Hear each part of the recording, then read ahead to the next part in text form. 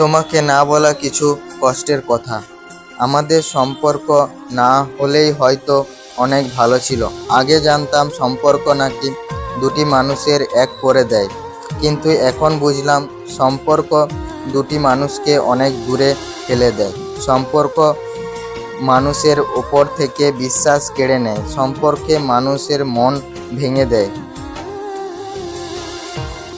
আমি তাকে বলেছিলাম তুমি আমাকে শুধুই ভালোবাসো, কিন্তু সে আমাকে সম্পর্কে জড়িয়ে ফেলেছে।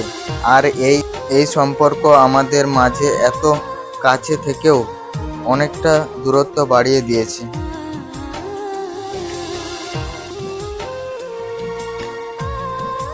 সে আমাকে ভালোবাসে ঠিকই, কিন্তু আমার অনুভূতিগুলো সে কখনোই বোঝার চেষ্টা করে না।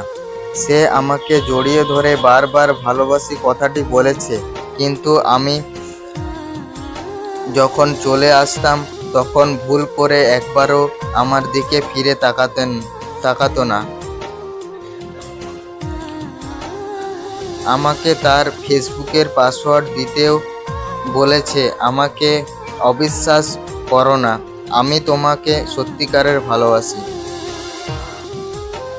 মানুষ বলে সব জানা কখনোই সত্যি হয় না, আর সব দেখেও কখনো বাস্তব হয় না।